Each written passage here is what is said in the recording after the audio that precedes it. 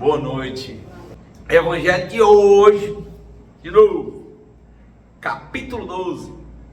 Amai os vossos inimigos. Item 12, o duelo. Bom, esse duelo aqui que a gente leu, a primeira parte fala de descontrole emocional, né? Que a pessoa vai lá e parte para cima e quer matar, né? E a segunda parte, né? Foram 2 parágrafos longos. A segunda parte, ele já vem com essa de amai-vos uns aos outros, dá o exemplo do Cristo, né? E dizendo que a gente não tem o direito de morte, nem nós, nem de ninguém. Então, eu acho que o resumo da ópera é a questão do controle emocional por um lado, e a questão do amar aos outros e não chegar ao excesso da morte, né? Não é nem para ter o duelo, nem a vingança, vale chegar à morte. Mas assim, eu vinha exatamente pensando nisso hoje, né? Eu vinha, aí lembrei 3 passagens de Paulo, uma delas é em Romanos, que ele diz assim: tanto eu quero fazer o que é bom, mas só faço o que é ruim. Muitas vezes eu quero fazer uma coisa de um jeito e faço do outro jeito. Essa é a realidade, né? Nossa. A realidade nossa é desse jeito. Nossa limitação espiritual, algo que nós não podemos utilizar como escudo para justificar os nossos descontroles emocionais, mas nós também não podemos deixar de enxergar. Nós temos que primeiro enxergar o que tem dentro de nós, como nós somos. Se somos irados, né? Se somos descontrolados, que a primeira coisa é ver. Depois que eu vejo, aí a segunda coisa é compreender. E depois que eu vejo e compreendo, aí já começa um processo de transformação. Mas se eu começo, não, é só assim que é bom, isso aqui está errado, isso aqui não, primeiro eu vejo, está dentro de mim ou não? Quantas vezes eu enxergo e reparo, hoje, eu andando com meu filho, quantas vezes eu alterei o tom de voz, quantas vezes eu me descontrolei, parei, antes de vir para cá, vinha com ele no carro. Aí eu falei para ele que ele também tinha se descontrolado. E ele disse: mas eu me descontrolei porque o senhor se descontrolou. Por que você fala chorando? Porque você falou grosso comigo. Então fica aquele toma lá, da cá. E às vezes solta um palavrão. Aí, olha, quer dizer isso, eu não acho bonito ser descontrolado emocionalmente. Eu não acho bonito dizer palavrão. Eu não acho que é algo positivo querer impor a minha vontade sobre a vontade de ninguém. Não acho. Mas acontece. E eu disse para ele: então, fora a sua parte, eu quero dizer a minha. E é porque ele só tem 9 anos, mas eu quero dizer a minha. Eu não gosto, não acho bonito, né? E algumas outras vezes eu pedi desculpa.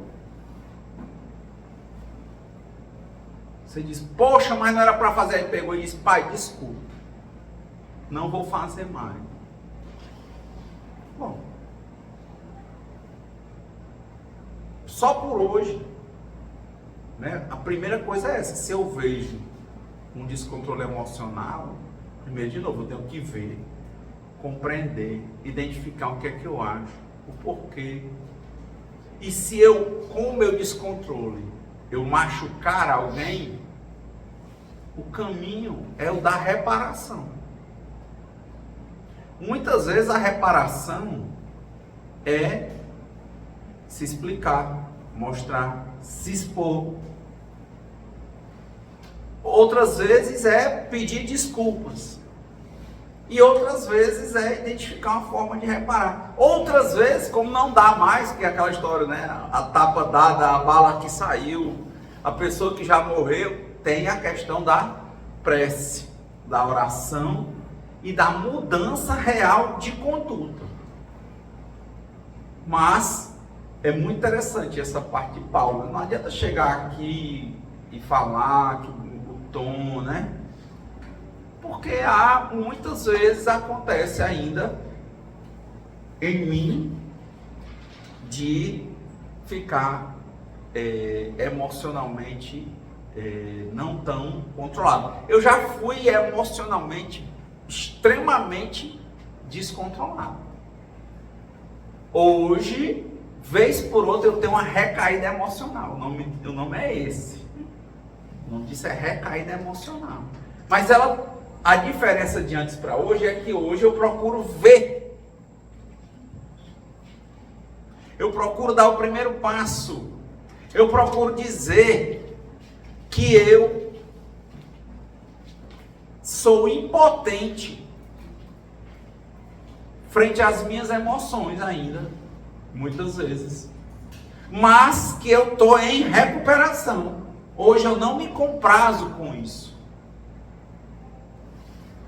Antes, eu achava que se eu extravasasse, ia ser bom.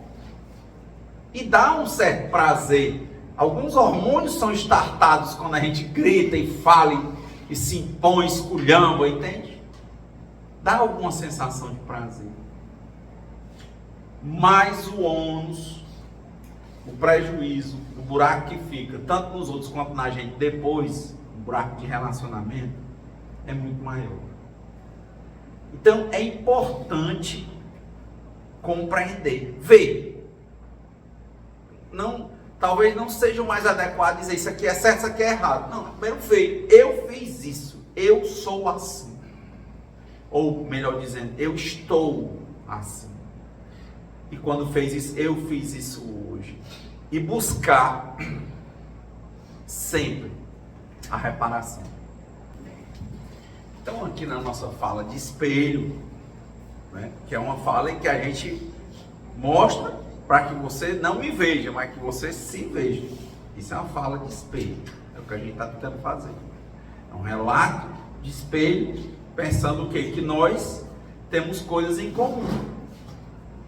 E aí nós juntando, né, essa questão de força, experiência que a gente está vivendo, né? Força, esperança, nós vamos melhorando. Então a primeira coisa é ver. Porque na hora que eu vejo o descontrole em mim, na hora que eu falo como Paulo, que muitas vezes eu sei o que é o certo, eu quero fazer o certo e faço o errado. Na hora que eu entendo isso, a probabilidade de que eu entenda que o outro é como eu é muito grande. E entendendo que o outro também tem um descontrole emocional como eu, que ele vai entrar numa escalada irracional, a pessoa, como diz, dá um boi para não entrar na boiada, mas dá uma boiada para não sair, porque é uma irracionalidade. O ego toma de conta. Então, a partir do momento que eu vejo, pode, e entendo, ou vou tentando entender, eu tenho uma grande probabilidade, possibilidade de ver no outro alguém como eu. E se ele não está conseguindo enxergar, vai ser muito importante eu estar enxergando, porque com certeza eu vou ter a possibilidade de enfrentar isso de uma forma que não leva a uma escalada irracional do conflito. Ou seja, provavelmente não haverá duelo. Provavelmente, se alguém tem a consciência do próprio descontrole, enxerga no outro o descontrole também. Se tem compreensão da escalada irracional, enxerga no outro também. Então essa pessoa já começa a trabalhar para que não chegue àquele nível. Tinha uma meditação que eu não entendo ainda bem, mas chamava, que era muito pregada pelo Bhagavan Rajneesh, mais conhecido como Osho. Osho foi o nome que ele se autodeu, né, se autodenominou já depois de muito tempo, já no fim da vida, né? Ele disse, não, acho que o nome agora de hoje em diante não vai ser Bhagavan Rajneesh, vai ser Osho. E ele fala da meditação que eles chamam Kundalina. A Kundalina é a pessoa que fica numa sala, onde tiver, ela fica jogando para fora. Vai esculhambando, palavrão, vai ser uma loucura. Você esculhamba, diz palavrão, diz, entendeu? Como ele bota para fora. Já na compreensão, e muito do que eu estou falando aqui tem a ver com neuróticos anônimos, e quando o Gruver pensa isso, ele já identifica o seguinte: primeiro passo, reconheço que sou impotente frente às emoções e que a minha vida ficou ingovernada. Então a primeira coisa é não dou vazão a emoções. Não dou. Eu já digo logo, eu sou impotente. Quando eu vejo uma briga, eu já evito entrar. Por quê? Porque se eu entrar, como eu sou impotente, a minha probabilidade de entrar numa escalada irracional do conflito, de aumentar o conflito e de ficar transtornado vai ser grande. Então, ao invés de eu ir e botar para fora, o que é que eu faço? Evito pessoas, ambientes e situações. Seria ignorar. Não é ignorar. Ignorar, talvez se eu estou conversando aqui pensando, né? Ignorar é não conhecer, é não ver ou fazer que não viu. Entenda, eu vi, eu entendi e eu dei o passo e disse, eu não posso. Eu não posso. Não é o ignorar, entende? Na minha compreensão, ignorar é não ver, é fazer que não está vendo, entendeu? Não, eu estou vendo. Mas eu tenho a capacidade de olhar para a pessoa e dizer, olha, eu não posso. A pessoa começar aqui a chorar, e começar a querer me puxar para baixo, eu disse, educadamente eu entender que eu tenho que sair, porque eu posso pegar aquilo. Não vou ser descortês, entendeu? Eu estou entendendo, mas eu estou entendendo que eu não sou potente para aquilo. Eu evito, eu saio. Então, muitas coisas eles recomendam: não ande com fome, fator de você se destemperar. Não ande com sede, não ande com vontade de fazer nenhuma necessidade fisiológica. Faça logo, vai sair daqui, tá com vontade de mijar? Mije. Porque isso aí, quando chega num fator, você pega um engarrafamento, tudo aumenta. Então, certas coisas eu tenho que me educar a fazer. Meu carro tem água, tem umas castanhas em algum corpo para eu comer. Eu medito. Eu procuro ver as minhas emoções. E ainda fazendo tudo isso, vez por outra eu estou como o Paulo, querendo fazer o que é certo, achando que é o certo e fazendo o errado. E aí, quando isso acontece, que o nome é recaída emocional, a saída que tem é reconhecer e reparar.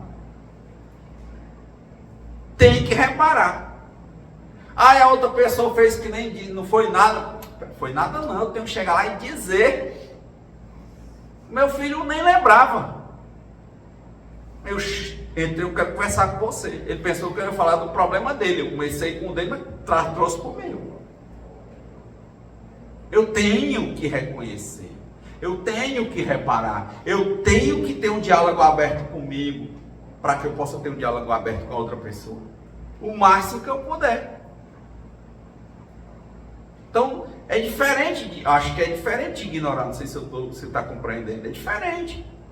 Não, pode falar. Não, estou compreendendo, porque para mim é ignorar, mas eu estou entendendo Mas entende? Estou entendendo. Sabe aquela pessoa assim, rapaz, não quero nem saber disso? Não é isso. Eu quero saber, eu preciso saber. Mas assim, eu vejo até onde é que eu preciso saber. Né? Às vezes a gente gosta, né? E como é que foi? E não sei o quê. E coisa que vai afetar. Então eu paro e procuro sintetizar o que está acontecendo. Já pensou? Você está ali, sei lá, teus pais se separando, uma coisa assim, não tô nem aí não. Tá, isso afeta você, pô. Eu vou ver minha vida, você vai acabar fugindo, vai beber, vai buscar sexo distorcido, relacionamento tóxico. Mas aquilo ali não vai tirar férias não, vai só aumentando dentro de você, vai entrar na panela de pressão. É melhor você parar, meditar sobre o que é que está acontecendo, compreender, talvez procurar um grupo ou conversar com alguém sobre o que é que você está compreendendo, entendeu? Para você ir vendo onde é que, medindo, olhando para você, onde é que as suas emoções cabem para uma atitude efetiva. O que você não pode, você reza, ora. E o que você pode, você faz. Mas você está plenamente consciente do que está acontecendo. Apenas você está vendo o limite. Não é assim sempre o pessoal não para. A gente quando às vezes entra numa de autopiedade, de lamentação, não para. Ou quando começa a esculhambar, não para. Quando começa a falar. Outro dia eu estava numa conversa e a pessoa diz assim: esse assunto não era para conversar na frente do menino, e isso, se não era, por que você não está falando? Eu estou calado. A pessoa, mas foi. A pessoa dizendo, aí para dizer que não é para falar, fala tudo e mais um pouco. Sim, o que é que você não está falando? Se não é para falar, eu estou calado. Parei. Então, às vezes, a pessoa não estava percebendo. Ela parou também. Eu não estou entendendo. Eu disse, eu não estou entendendo. E fiquei calado mesmo. Porque também, antigamente, se eu tiver em recaída emocional, eu vou começar a querer dar um sermão. Não, ó, se não é para falar, tá falando para quê? E eu estou calado. Pô, a gente muda o assunto, a gente fica calado. Porque tem essa tendência também de você pegar e dar uma resposta, ser uma resposta que era curta, você levar 2 horas dando sermão na pessoa. Ela quer alimentar o ego, no sentido de se sentir aprovado pelo outro. Aí já é codependência, né? Necessidade absoluta de se sentir aprovado pelos olhos do outro. Não, olha, vamos sair aqui, depois a gente conversa. Tá. Difícil a gente chegar às vezes no nível de certas coisas e dizer, olha, para e parar assim, de boa, dá uma pausa e depois volta. Mas volte, pode voltar para conversar. Isso é melhor, eu acho, do que você fazer isso, ficar gritando, esculhambando, extravasando, eu tenho que botar para fora. Não, tem outras formas de botar para fora. Então é por isso que eu digo, eu compreendo assim, não é uma questão de ignorar, é uma questão de perceber, se auto-perceber e consequentemente perceber o outro. Esse é um ponto. Então, acontecendo isso, eu acho muito difícil acontecer um duelo. Uma pessoa, como eu disse, ela vendo que é impotente frente às emoções, é muito difícil ela se banhar em emoções, porque ela diz, olha, isso aqui eu não posso. Eu já vi gente tão lúcido que a pessoa diz assim, olha, pode andar armado, e o pessoal falando de CAC, diz, não, a pessoa pode andar armado normal. Ele disse, por que você não anda armado? Ele disse, porque eu não tenho controle emocional para andar armado. A pessoa diz, rapaz, que doido, sei o quê. Sim, que lindo. Você descobriu o seu limite. Pronto, não vai. Eu que tive uma vivência, só por hoje tem 7 anos que eu não ingiro bebida alcoólica, nem nada alucinógeno, estou muito bem, acho assim, gostando de ver a realidade. Mas, nas minhas andanças de 25 anos, por aí fazendo uso, eu vi muita gente que começava a desenvolver, começa beleza, depois começa a desenvolver uns bonecos bestas, sabe? Depois começa a ficar bêbado, aí vira de, como é que diz, fala falador de verdades, querer humilhar os outros. Tem gente que quer ser valente, quer brigar. Tem gente, toda vez que se mela, briga. Já vira uma coisa assim, bebeu, brigou, já sabe. Tinha um cara que eu conhecia que toda vez que ele chegava, um dia que ele tocava fogo na casa dele, ele entrava em casa, começava a bater em todo mundo e corria, ele queimava a casa. Mas era toda a vida, ele queimou umas 3 vezes a casa. Como, pô, queimou? Enfim, estou dizendo que tem uns bonecos comuns. Eu lembro que história de bêbado, o cara dizia assim, rapaz, eu não posso beber cachaça, porque se eu beber cerveja é assim, se eu beber cachaça, fico doido. Aí, então não beba, meu amigo. Que lindo um alcoólatra em recuperação, é lindo, não é feio não, é lindo. Ele diz assim, reconheça a minha impotência frente ao álcool e que a minha vida ficou ingovernável. Ele vê a pessoa, ele vê o álcool e diz o quê? Não. Ele vê o irmão bebendo, a mãe, o tio, os primos, os filhos. Deixa de ser besta, uma coisinha. Ele olha e diz, porque para você dar certo, tenho nada contra, não sou contra o álcool, não sou contra quem bebe, mas eu quero te dizer que eu não posso. Deixa de ser besta, aquilo tudo passou, já faz 10 anos, 50 anos. Eu não posso. Eu tenho uma doença que é progressiva, irreversível, incurável, de efeitos fatais, que antes de matar, ela desmoraliza. O nome dela é alcoolismo. Então pronto. Então o cara diz, eu estou há 50 anos sem beber só por hoje. Porque amanhã ele diz, amanhã eu posso recair, mas só por hoje eu não quero não. Não é lindo um negócio desse, não?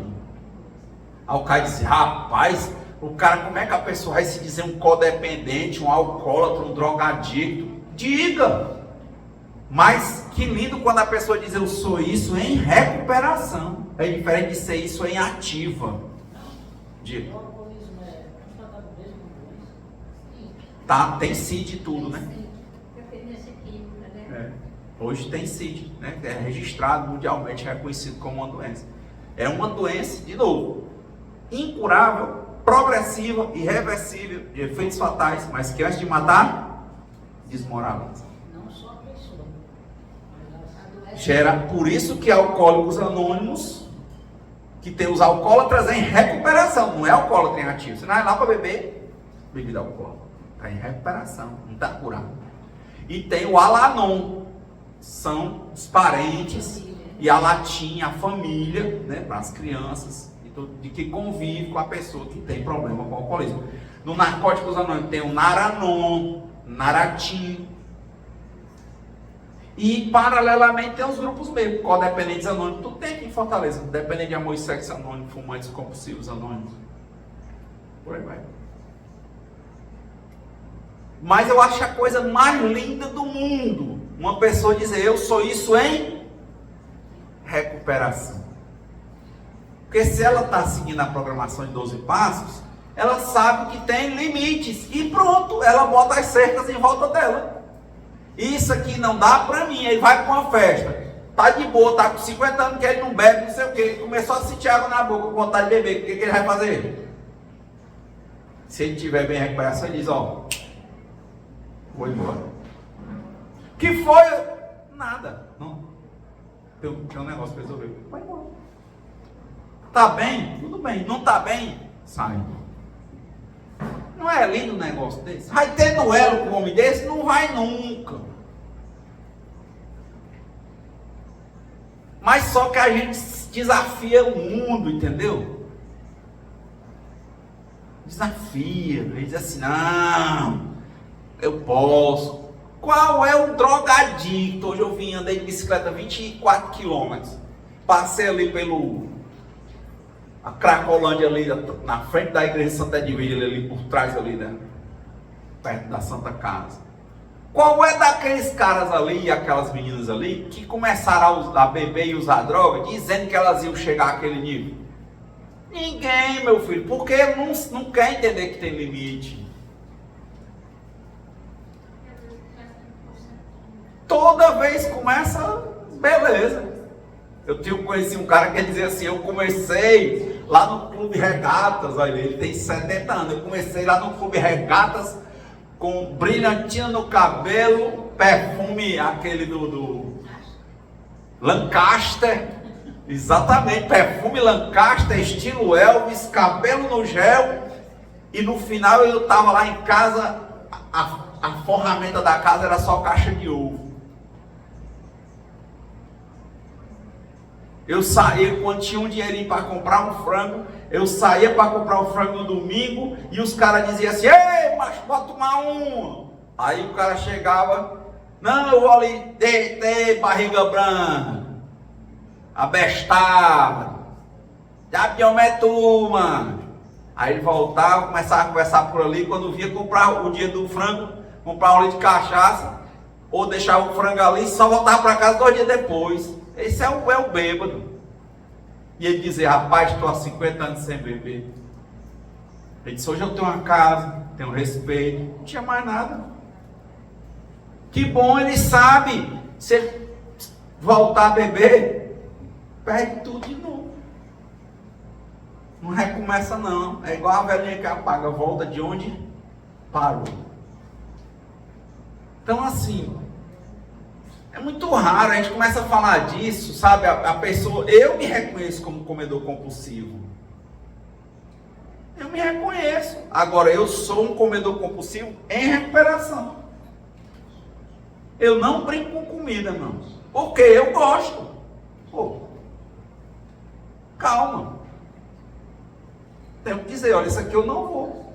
Toda vez que eu venho aqui, eu adoro aquele, sempre falo, o rodíziozinho de pizza que tem ali, já fui algumas vezes. Não tem uma vez que eu passo que eu não penso assim, podia ir aí hoje. Graças a Deus eu tinha dinheiro para ir, mas eu digo, eu não posso. Eu não posso, entende? Pronto. Mas a gente tem uma dificuldade muito grande de dizer que a gente tem limite. Sabe, eu vi hoje uma pessoa com 60 anos, 60 e pouco, separando, porque disse que a mulher com 60 e pouco não quer mais ter relações sexuais e não sei o que, papapá. Aí eu vi agora, ontem estava passando um programa na TV aí, falando disso, né, que alguns atores que tem um tempo aí, que passam sem, que já não tem, que diz que quando casa não tem, e outros que têm uma vida sexualmente ativa, muito bem, não sei o que. Quando chega nessa parte da sexualidade, tem anônimo chamado, aqui nesse bairro, onde funciona o presencial, dependente de amor e sexo anônimo. Fantástico, DASA. E tem os grupos online. Tudo isso tem grupo online. Se você não quiser ir, liga lá no grupo online, abre o Zoom, não aparece teu rosto, bota o nome que você quiser, escuta as partilhas. Outro dia, é o que eu falei, às vezes a pessoa está ali, como eu te falei, uma pessoa com 60, 70 anos, não estou dizendo que ela não tem que resolver a questão da sexualidade. Se ela quer, isso aí tem que ser resolvido em terapia de casal. E ver realmente como é que se resolve. Às vezes a terapia, às vezes um tratamento hormonal, às vezes, né? Tudo isso conversado. Na Igreja Batista Central tem o Celebrando a Restauração Casais, toda segunda-feira, de 7 às 9, vai lá, show de bola. Palestrazinha de meia hora, que é uma partilha de casal, e depois as mulheres vão se juntar com mulheres e os homens com os homens para falar sobre aquilo ali. Meu amigo, havia tanta gente chorando ali, quando eu tenho tempo de ir, chorando, dizendo assim: poxa, eu cheguei aqui, meu casamento estava acabado e tal, né? Você chega numa igreja evangélica, o homem 45 anos casado falando de sexo com a mulher dele, tudo. Eu nunca vi isso, vi lá muitas vezes. Faleceu a mulher de um dos pastores lá, que é o Zé Edson. Ele era do casal, casou 40 anos casando gente. Ela faleceu agora, câncer de mama, ano passado. Ele explicava lá como era, o jeito, tu falava abertamente sobre sexualidade, um homem com 70 anos de idade, preparando o casal. Irmão, você não consegue procurar ajuda. Mas o cara não, vai e foge, a mulher vai e foge por outra coisa, por outro relacionamento, pela pornografia, por não sei o que, bicho. Até chega ao limite, ela diz assim: rapaz, eu tenho que ir. Pra cá eu não posso ir. Dizer que tem limite.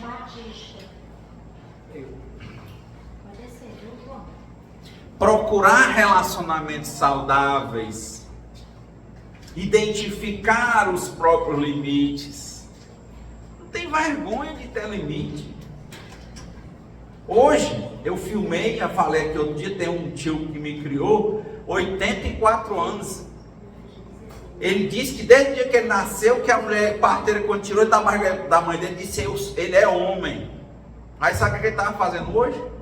Botou uma escada, subiu numa árvore de 10 metros e estava podando a árvore com 84 anos. Eu filmei tudo. Aí eu disse, rapaz, isso nem era para fazer isso, e não era para botar menos alguma proteção amarrada. Ele disse, para vocês não falarem, eu estou aqui com a amarração, sabe o que era? Aquela liga de bicicleta, que é uma cordinha bem fininha de borracha, amarrada aqui na cintura dele, no coisa, ele há uns 8 metros de altura. E é porque há 5 anos ele caiu uma vez e fraturou as costelas, foram pá, esqueceu. Eu disse, tio, você não está vendo que eu não faço um negócio desse? É porque você não sei o quê. Só. É aqui o filme tá aí para a família ver. Não diz assim para si próprio. Eu não posso. Que lindo dizer isso. Pô, isso aqui eu não posso. Mas eu posso outra coisa, entendeu? Eu tenho visto o tempo que eu deixei de beber. Eu vejo que há um preconceito muito maior de quem bebe contra quem não bebe do que o contrário. Eu estava agora, eu cheguei, uma moça perguntou assim, eu falei, tia, no assunto, você não bebe? Não, só por hoje não. A pessoa espanta demais. Então, vê limite. Eu digo para mim hoje, todo dia, qual é o problema de ver o meu limite? Eu também não faço uso de bebida alcoólica, mas é porque o histórico familiar, eu não faço não. Pai que faleceu por alcoolismo, a mãe é ex-alcoólica, e aí os exemplos que eu tenho de alcoolismo não são de bebida, né? Não são nada positivos, então eu decidi não beber. Mas a pressão social é tão grande, entendeu?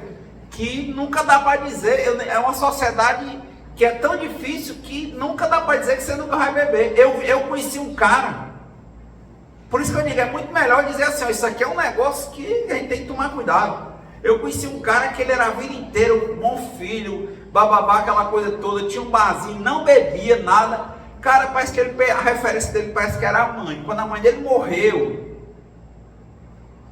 parece que ele que meio que pirou, ele ia todo dia lá no cemitério, depois ele começou a beber, depois entrou no crack, depois de 55 anos de idade. Eu nunca mais o vi, mas há uns 5 anos que eu vi, ele passava correndo na rua, gritando, completamente louco, ficou totalmente louco, perdeu tudo. É muito cuidado, às vezes a gente fica, ao invés de entender os limites da gente, a gente fica se pregando em alguns troncos, e nem todo tronco faz a gente boiar, entendeu? Às vezes o tronco faz a gente afundar. E a pessoa às vezes está muito sólida ali, mas tem alguma coisa que ele está agarrado, sabe? E ele não quer entender que ele tem limite, não quer, ele fica agarrado naquilo, quando aquilo ali cai, ele cai.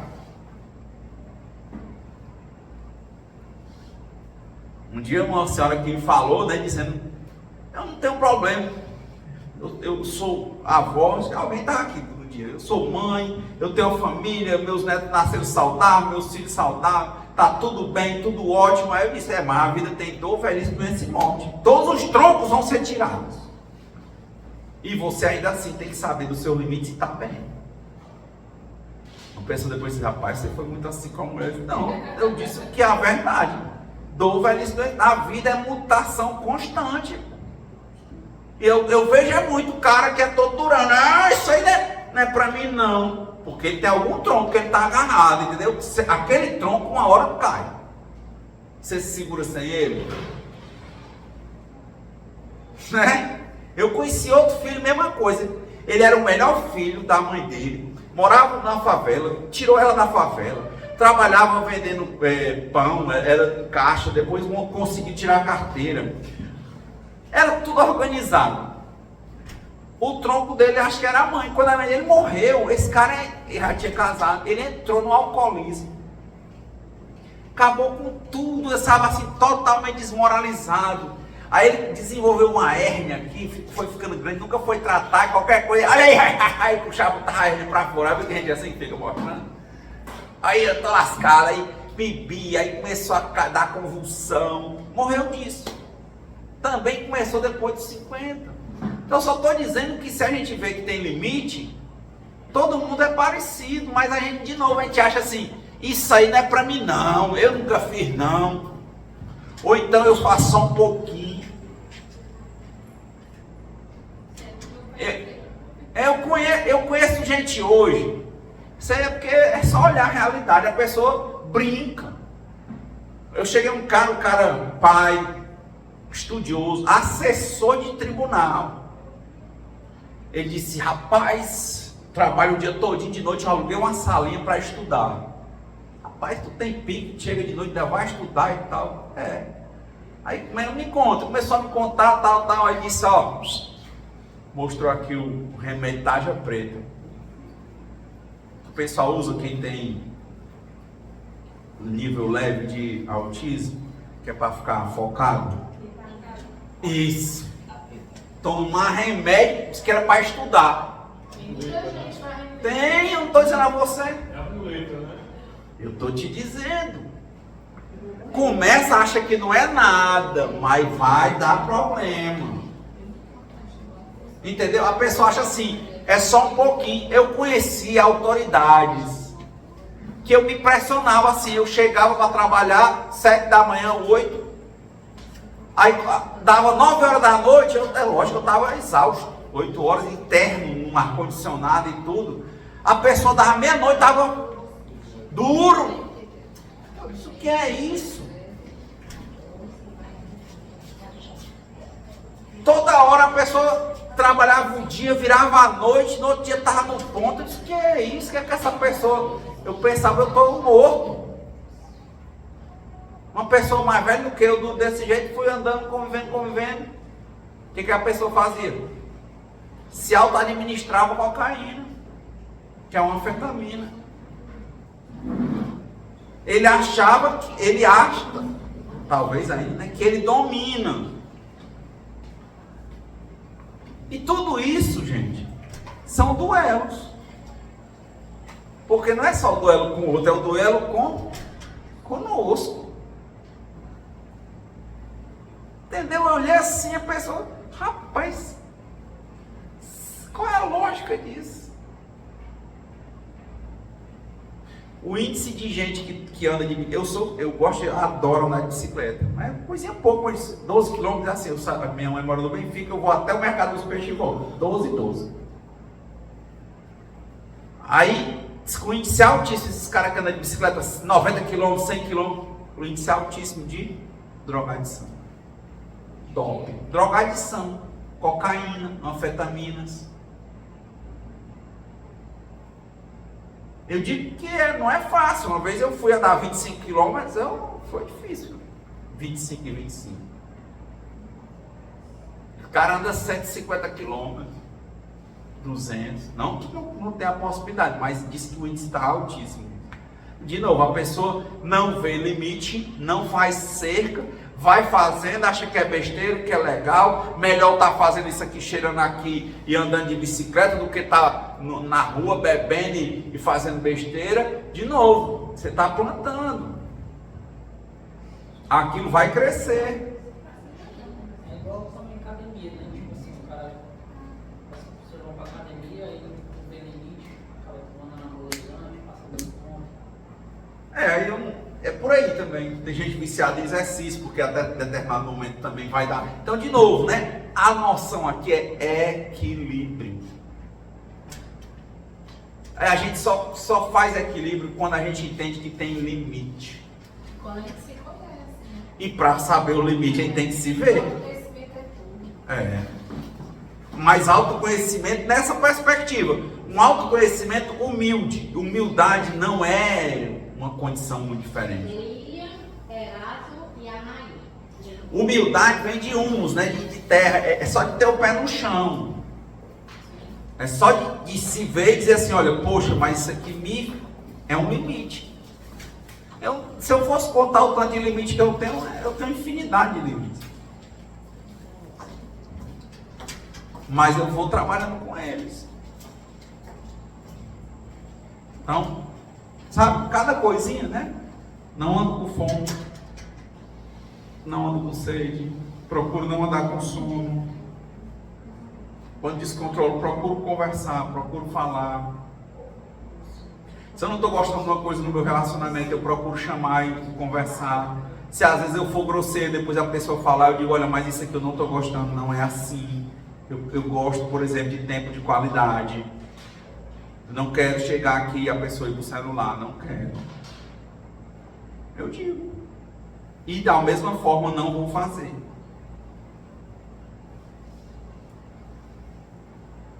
E assim vai. E vai alinhando, e vai se conhecendo o outro. E isso vai fazendo com que o duelo deixe de existir.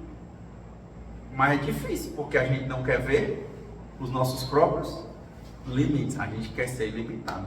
Não existe isso.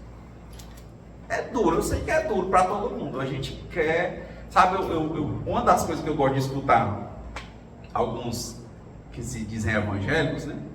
Eu também eu sou batizado e tudo, né? Eu sou tudo. Mas assim, é quando o cara diz assim, que seja para a honra e a glória do Senhor. Porque já é um grande limite a gente saber que não é por nós. É por Deus. A gente está aqui para somar. O preponderante é Deus, não sou eu. Então, eu fui em alguns eventos e às vezes eu ficava mais querendo ficar ansioso, mas eu dizia que seja, Senhor, dirige meus passos e que seja para a tua honra e para a tua glória. Faça a tua vontade, não a minha. Só isso já dá uma noção de limite tão grande. É como o Senhor quer, não como eu quero. Até falei isso no Evangelho de domingo, lá no outro centro, né, eu dizendo que eu estava escutando um documentário sobre o Hare Krishna, né, o Siri Prabhupada, e perguntaram a ele qual o sentido da vida, né? Ele disse, a vida só tem um sentido, meu filho, compreender Deus e amar Deus. É muito forte, porque, como eu falei, a gente quer ser Deus na maioria das coisas. A gente quer que as coisas aconteçam como, quando e do jeito que a gente quer. E quando não acontece, a gente fica com raiva. E antes de acontecer, a gente fica ansioso. E depois que acontecer, a gente fica com depressão. Porque a gente tem um sentimento de culpa. Porque se sente culpado porque não é Deus. Então, realmente, aquilo ali foi muito forte para mim, né? O sentido da vida, eu sempre digo, a gente está aqui, o sentido é estarmos aprendendo. Aprendendo o quê? Qual é a vontade de Deus, que Deus existe. E quando a gente evolui, a gente aprende a amar Deus, aceitando Ele em cada coisa do jeito que ela é, e não do jeito que a gente quer. Que eu falei da separação da pessoa já há 60 anos, 70, por algumas questões, sem buscar uma solução, não é que a pessoa vai aceitar uma coisa que está tóxica. Mas tem que tentar resolver. Às vezes a pessoa com 60, 70 achando que está, de novo, né? Ilimitado. Que vai arranjar outra pessoa que vai ser fácil. Não é assim, né? Que vai, não vê os outros problemas, né? Não vê. De novo, se acha ilimitado. Às vezes está com dinheiro, às vezes está bem, acha que está. Peraí, né? Cuidado. É muito importante a noção de limite. E é muito raro as pessoas se trabalharem vendo os próprios limites. Vocês estão conseguindo compreender isso? Vocês conseguem ver que talvez às vezes que vocês sofrem, que vocês têm ansiedade, é porque vocês não veem limite? Vocês não entendem que quem manda é Deus? E quer mandar no jogo? Quer mudar o que não pode mudar, e o que não pode mudar, o que pode mudar não muda.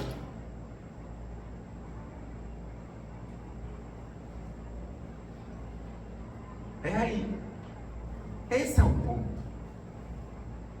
E aí, como a gente falou, o duelo está, não só com os outros, mas principalmente o duelo conosco. Não era para ter duelo, que o duelo conosco também é um duelo com Deus. A gente vive brigando porque a gente não aceita as coisas como elas são. Não pense que é uma, duas vezes quando eu vejo algumas pessoas aqui que estão pintando os cabelos, que eu olho para o meu cabelo, você não pense que eu olho quantas vezes eu não penso em pintar, não. Claro, não é? Entende? É uma pressão. Né? É aquilo. Porque lá dentro eu converso comigo e vejo que é como se eu quisesse conter o tempo, o meu envelhecimento. Até agora acho que talvez não aconteça. Mas toda vez que eu falo é porque eu olho para essa situação. Não vou dizer para você que eu não penso. É uma pressão da gente parecer, de seduzir, de parar coisas que talvez a gente não possa parar. E às vezes, em mim, né, o cabelo branco é eu lembrar de um limite. Por quê? Porque eu já tenho outros descontroles. Ana Valéria, Gladstone e Rafael Gomes.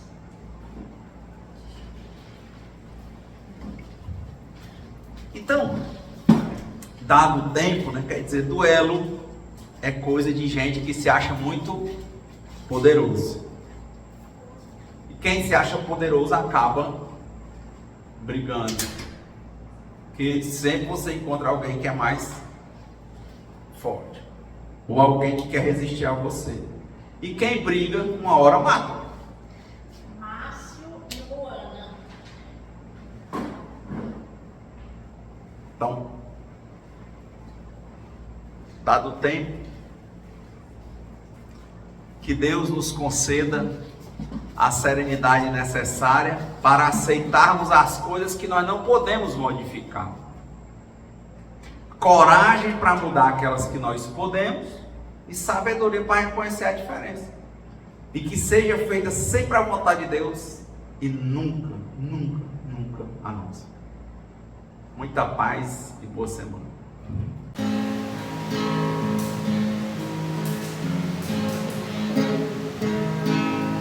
Quem espera que a vida seja feita de ilusão pode até ficar maluco ou morrer na solidão.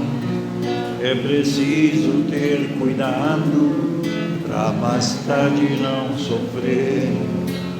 É preciso saber viver. Toda pedra do caminho você deve retirar. Uma flor que tem espinho você pode se arranhar. Se o bem e o mal existem, você pode escolher. É preciso saber viver. É preciso saber viver. É preciso saber viver. É preciso saber viver. Saber viver.